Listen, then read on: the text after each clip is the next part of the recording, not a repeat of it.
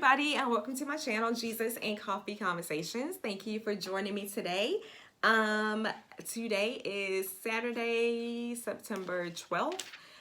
Today's video, I am going to be coming from the book of Daniel. I am reading Daniel chapter 3 and chapter 6 because I had posted something on my Instagram account about maybe 2 weeks ago now.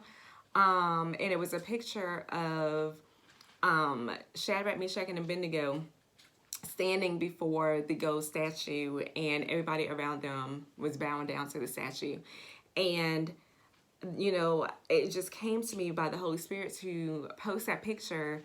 And I believe the caption that went along with it was faith isn't when if, faith is even if, or something along those lines. And I feel like a lot of believers nowadays have what if faith or when if faith instead of even if faith.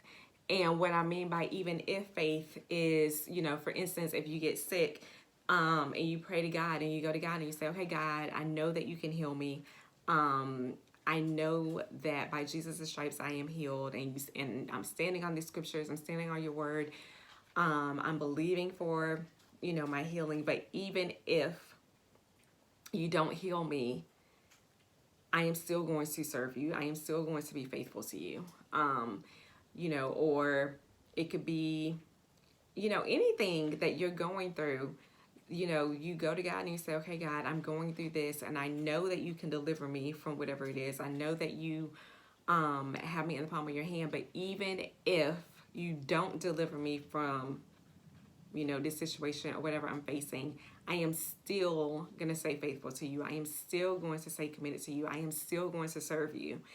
And I find that a lot of times when people don't get healed, or people end up going through the fire, so to speak, they lose their faith and they turn away from God and, all of that. And it is crucial, especially in this day and age, because Jesus is so close to coming back. He is literally at the door. Like, any moment we are going to be going home. And it's more important today to keep your faith, especially if 2020 has taught me anything. It is to draw close to God and stay connected to God regardless of what is going on around me, because he's the only one that can protect you and keep you sane. And it doesn't mean that things are not going to happen to you. I don't know why people think that because you're a Christian and you're saved that you don't have problems.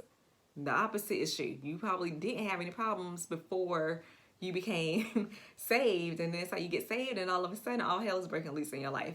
And it's because the devil knows that he no longer has you, and he doesn't want you to get all the things that God has for you. He doesn't want you to live wholeheartedly for God.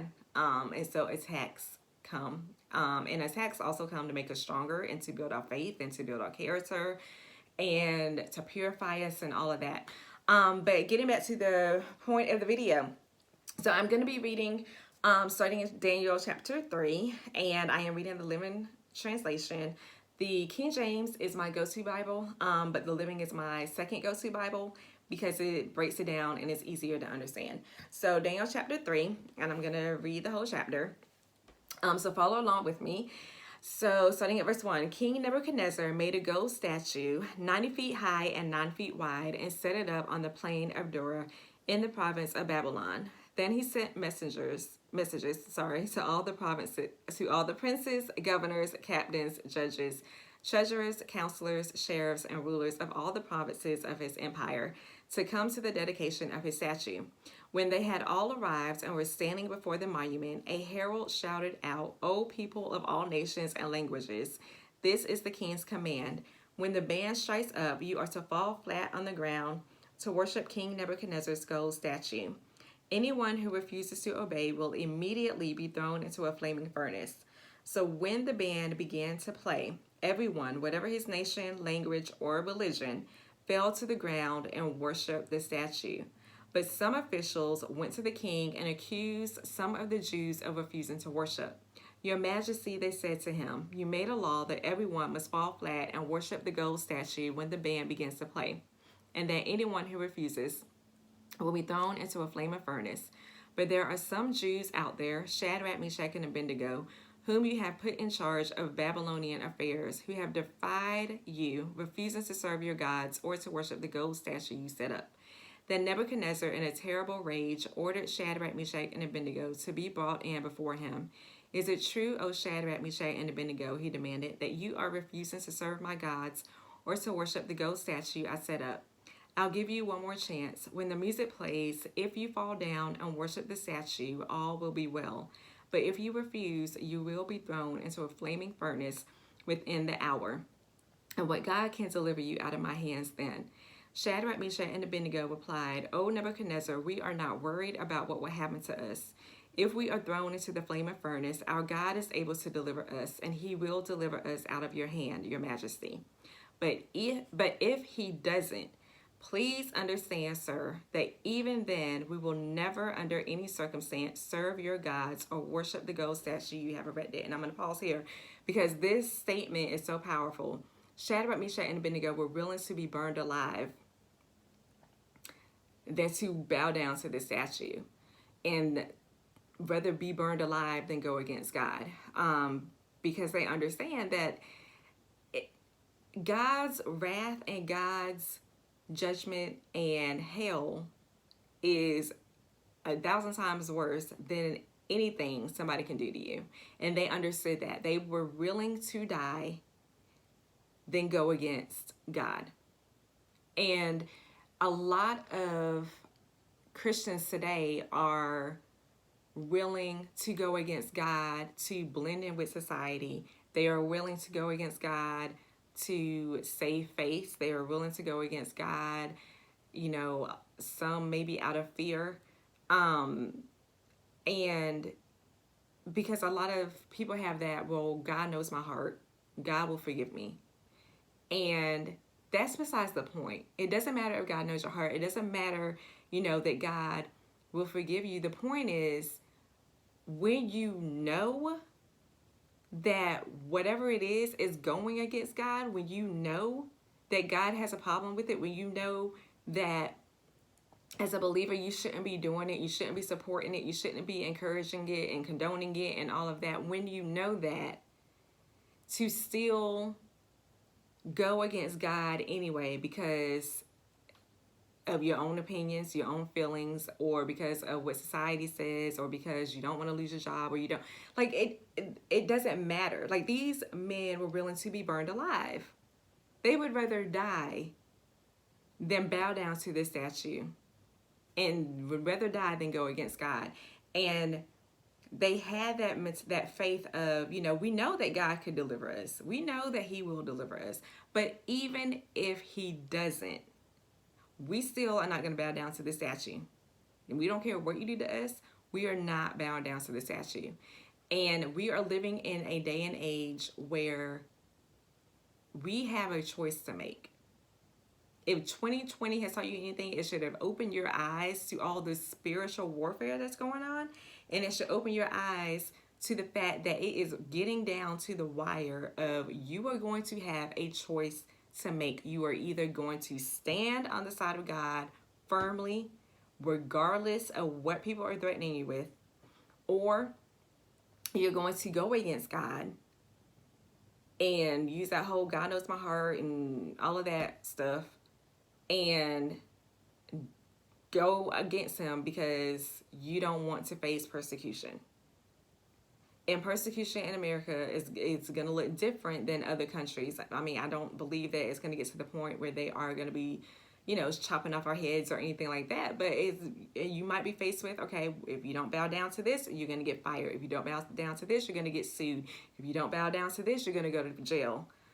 So that's the persecution that we're going to be faced with. And there are going to be a lot of Christians that are going to bow down to whatever the statue is. And God is looking for a people that come hell or high water, they are going to stand firmly on his side and not care what people bring their way. And that is what Shadrach, Meshach, and Abednego understood, and that's the kind of attitude that they had. So anyway, verse 19. Then Nebuchadnezzar was filled with fury, and his face became dark with anger at Shadrach, Meshach, and Abednego. And I think my dog might start barking. Sorry about that. He commanded that the furnace be heated up 7 times hotter than usual, and called for some of the strongest men of his army to bind Shadrach, Meshach, and Abednego and throw them into the fire. So they bound them tight with ropes and threw them into the furnace fully clothed. And because the king in his anger had demanded such a hot fire in the furnace, the flames leaped out and killed the soldiers as they threw them in. So Shadrach, Meshach, and Abednego fell down bound into the warm flames. But suddenly, as he was watching, Nebuchadnezzar jumped up in amazement and exclaimed to his advisors, "Didn't we throw 3 men into the furnace?" "Yes," they said, "we did indeed, your majesty." "Well, look," Nebuchadnezzar shouted, "I see 4 men unbound walking around in the fire, and they aren't even hurt by the flames. And the 4th looks like a god." Then Nebuchadnezzar came as close as he could to the open door of the flaming furnace and yelled, "Shadrach, Meshach, and Abednego, servants of the Most High God, come out, come here." So they stepped out of the fire. Then the princes, governors, captains, and counselors crowded around them and saw that the fire hadn't touched them. Not a hair of their heads was singed, their coats were unscorched, and they didn't even smell of smoke. Then Nebuchadnezzar said, "Blessed be the God of Shadrach, Meshach, and Abednego, for he sent his angel to deliver his trusting servants when they defied the king's commandment and were willing to die rather than serve or worship any god except their own. Therefore, I make this decree that any person of any nation, language, or religion who speaks a word against the God of Shadrach, Meshach, and Abednego shall be torn limb from limb and his house knocked into a heap of rubble. For no other God can do what this one does." Then the king gave promotions to Shadrach, Meshach, and Abednego so that they prospered greatly there in the province of Babylon. So even, the men that took Shadrach, Meshach, and Abednego and was throwing them in the fire, the flames leaped out and killed those men. But it didn't touch Shadrach, Meshach, and Abednego. And they, fell into the fire, and the fire burned off their ropes, but it didn't burn them. And when they came out, they didn't even smell like smoke. Nothing of them was harmed. And then at the end, they got promoted. So a lot of times, God could have easily rescued them and made it so they wouldn't even have to go into the fire. But he allowed it to prove a point, and that point is that he is the only true living God. And in the end, they went through the fire, but they came out, they were perfectly fine, and then God allowed them to be promoted. So when you are going through things in life, understand that God allows certain things to happen to you, because there's things in you that he's trying to pull out. He's trying to build character. He's trying to maybe use whatever you're going through to be a testimony to help someone else that is going to go through what you went through. And then when you come out of it, you don't even look like what you've been through. You could be somebody that has gone through so much, but people would have no idea until you tell them your story. And then they're looking at you and they're like, wow, you should be, looking broke down and, just looking. I mean, have you ever seen people that you could tell life has gotten the best of them? That's how you should be looking, but you don't look like that because of the glory of God. And so, when you go through things, when you come out on the other side, there's promotion, there's elevation, there's, all of these blessings and things that are waiting for you. But so many people throw in the towel early on, and it's very easy to do. And it's, because, a lot of times we go through things and it's just like, I cannot take it anymore. I can't go through this another day.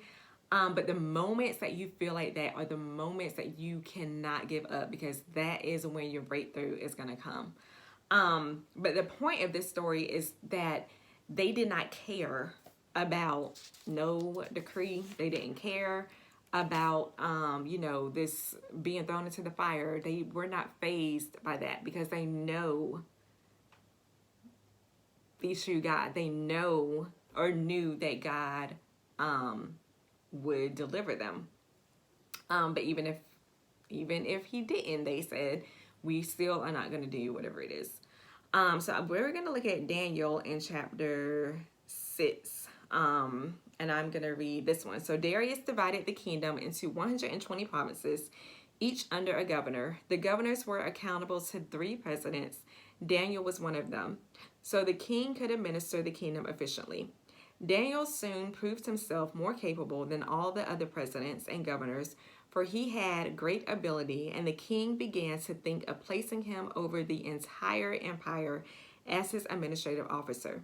This made the other presidents and governors very jealous. So we got some haters here, and we all know we all have some haters. And they began searching for some fault in the way Daniel was handling his affairs so that they could complain to the king about him. But they couldn't find anything to criticize. So that is how efficient and effective Daniel was at his job. They couldn't find no fault when it came to the way that he was handling business. He was faithful and honest and made no mistakes. So they concluded, our only chance is his religion. I'll finish reading. Verse 6. They decided to go to the king and said, King Darius, live forever. We presidents, governors, counselors, and deputies have unanimously decided that you should make a law irrevocable under any circumstance, that for the next 30 days, anyone who asks a favor of God or man, except from you, your majesty, shall be thrown to the lions. Your majesty, we request your signature on this law. Sign it so that it cannot be canceled or changed. It will be a law of the Medes and Persians that cannot be revoked. So King Darius signed the law. But though Daniel knew about it, he went home and knelt down as usual in his upstairs bedroom with its windows open toward Jerusalem, and prayed 3 times a day, just as he always had, giving thanks to his God. Then the men thronged to Daniel's house and found him praying there. So they just hiding and waiting for him to do this. Then the men thronged to Daniel's house and found him praying there, asking favors of his God. They rushed back to the king and reminded him about his law. Haven't you signed a decree, they demanded, that permits no petitions to any god or man except you for 30 days? And anyone disobeying will be thrown to the lions? Yes, the king replied. It is law of the Medes and Persians that cannot be altered or revoked. Then they told the king that fellow Daniel, one of the Jewish captives, is paying no attention to you or your law. He is asking favors of his God 3 times a day. Hearing this, the king was very angry with himself for signing the law and determined to save Daniel. He spent the rest of the day trying to think of some way to get Daniel out of this predicament. In the evening, the men came again to the king and said, Your Majesty, there is nothing you can do. You signed the law and it cannot be changed. So at last the king gave the order for Daniel's arrest, and he was taken to the den of lions. The king said to him, May your God, whom you worship continually, deliver you. And then they threw him in. A stone was brought in place over the mouth of the den, and the king sealed it with his own signet ring and with that of his government, so that no one could rescue Daniel from the lions. Then the king returned to his palace and went to bed without dinner. He refused his usual entertainment and didn't sleep all night. Very early the next morning, he hurried out to the lion's den and called out in anguish, O Daniel, servant of the living God, where's your God, whom you worship continually, able to deliver you from the lions? Then he heard a voice, Your Majesty, live forever. It was Daniel. My God has sent his angel, he said, to shut the lions' mouths so that they can't touch me, for I am innocent before God, nor, sir, have I wronged you. The king was beside himself with joy and ordered Daniel lifted from the den, and not a scratch was found on him because he believed in his God. Then the king issued a command to bring the men who had accused Daniel and throw them into the den along with their children and wives, and the lions leaped upon them and tore them apart before they even hit the bottom of the den. Afterward, King Darius wrote this message addressed to everyone in his empire. Greetings. I decree that everyone shall tremble and fear before the God of Daniel in every part of my kingdom. For his God is the living, unchanging God, whose kingdom shall never be destroyed and whose power shall never end. He delivers his people, preserving them from harm. He does great miracles in heaven and earth. It is he who delivered Daniel from the power of the lions. So Daniel prospered in the reign of Darius and in the reign of Cyrus the Persian. So again here we have some haters, and they are trying to pretty much find fault in Daniel. And Daniel was a man of integrity. He did everything he was supposed to do. There was no fault found in him. So they attacked his religion. And that is what is going to happen to Christians in America very soon, is that when people are not able to find any fault with you, they are going to attack your religion.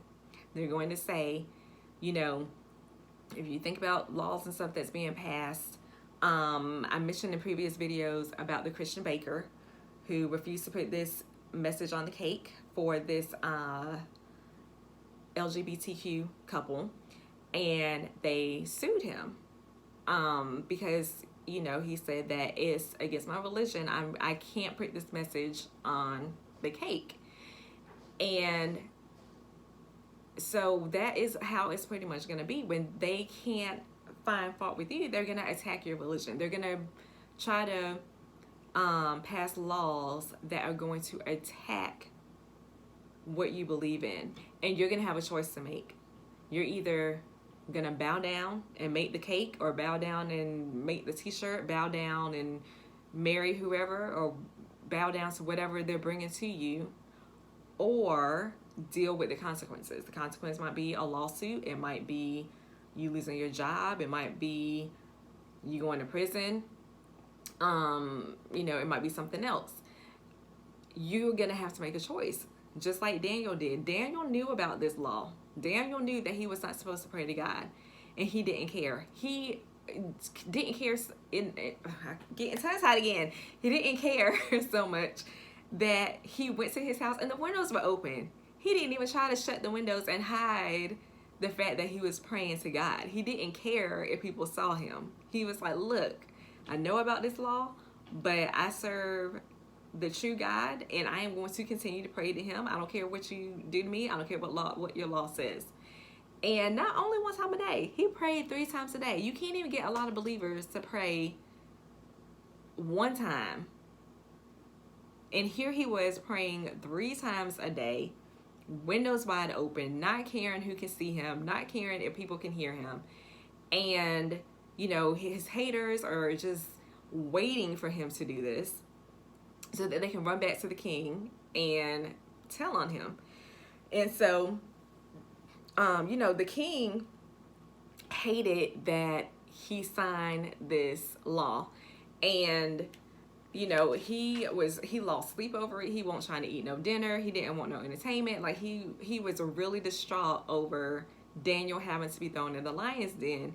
And Daniel was probably just like as cool as a cucumber, not caring, because he understood that God would be able to deliver him. And even just like with Shadrach, Meshach, and Abednego, Daniel had even if you don't save me, I would rather be attacked by these lions than go against what your decree says, which is I'm supposed to serve you and worship you and pray to you only. And so, you know, he gets thrown into the lion's den, and then the king, you know, couldn't sleep all night, comes running to the door the next morning to make sure that he's still alive. And then when he finds out that he's alive, you know, he then understands that he was tricked into making this law, and he gets the men that made him sign this law, their children and their wives, and had them thrown into the lion's den. And they didn't even hit the ground before they were dead. And so it goes to show you just how powerful God is and how God will protect you through whatever you're going through. Again, he could have rescued Daniel from going through the lion's den. But again, he had a point to prove. And that point is, he is the only true living God.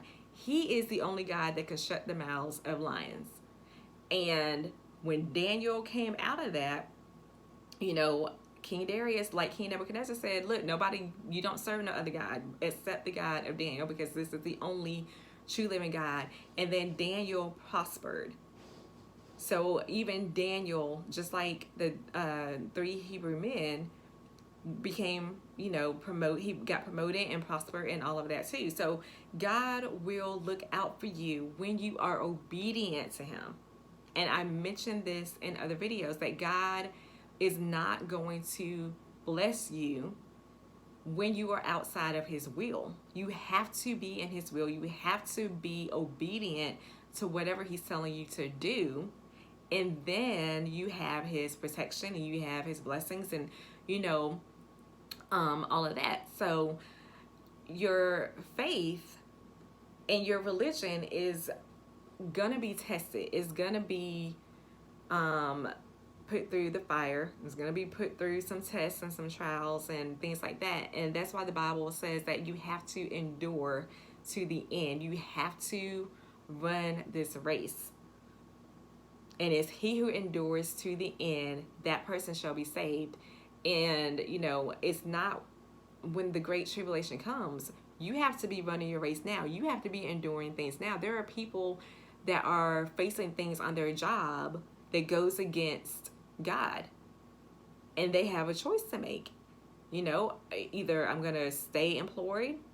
And that's another thing. You have to believe that God is going to take care of you and that God is going to provide for you. If you get fired from your job, okay, God will provide for you. And I know from experience that I was fired a couple of years ago.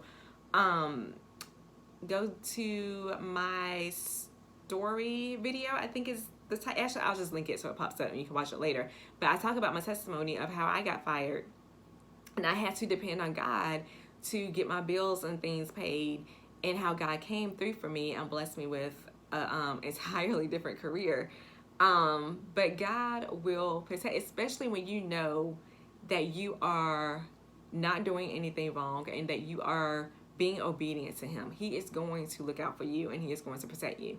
And just because you're saved, it doesn't mean that you are not going to have problems, you know, because we have an enemy, and the devil is the enemy, and he has children.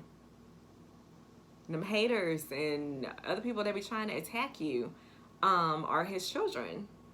And they will do whatever they can to try to pull you down and get you to turn away from God. And you don't want to do that, especially not in the day and age that we're living in now. You need God more than ever. You need to be committed to him more than ever. Because with all the craziness that's going on, all the protests and the riots and the fires and, you know, just a whole bunch of chaos going on, you have got to stay connected to God. You cannot afford to let anything or anyone put a hedge between you and God. And it's time to stop being lukewarm. It's time to stop playing church and get serious about this thing. You either you gotta decide to choose, a choice to make. You are either gonna be completely 100% on the side of God or you're not. There is no more God knows my heart. And it's not like I'm judging you. And I talked about judging and all this stuff on my podcast. How people like to say that, you know, quick and in a hurry. And I'll link it in this video so you can listen to it. Because as believers, we are supposed to judge with righteous judgment. We are supposed to call other believers out on this sin. And that's in 1 Corinthians 5. But anyway, the video is basically to get you thinking, do you have an even if mentality? Are you willing to die for God? Are you willing to die for what you believe? Are you willing to die for the gospel? And even Jesus said, if you love your life more than you love him, you are not worthy of him. The disciples, all of them lost their life except for John. John was the only one that actually died of old age. But the rest of them were killed for preaching the gospel. The rest of them were killed for believing in God. Daniel, Shadrach, Meshach, and Abednego, and Daniel were all thrown into situations that were supposed to kill them. And they were willing to die for God. So that's what the gospel is about. Are you willing to die? And so many Christians don't want to make sacrifices. They don't want to sacrifice anything for God. They don't want to go through anything for God. They just want the lollipop messages. Just tell me how I'm going to be blessed and then let me go about my merry way. They don't want to hear you're going to have to make a choice. They don't want to hear that you're going to have to either choose to bow down or choose to stay on the side of God. They don't want to hear about sacrifices and death and all that other stuff. They just want the sugar-coated, watered-down messages. And that's why so many believers are going to be busting hell wide open. And even Jesus said, look, the ones that say, Lord, Lord, and we did this and we did that in your name, he's going to say, depart from me, I never knew you. Because your heart, you're just speaking, they're just words, but your heart is far from him. You don't have that relationship with him. So anyway, that's the video. I hope that you all got something out of it. I hope that it was helpful. So yeah, I'll put all my information in the description box, all of my social media, my books, my podcasts, and I'll also put the My Story testimony somewhere. You should have seen it pop up by now. So yeah, make sure you go and check that out. And I will see you all next time. Enjoy the rest of your day and your weekend, and God bless.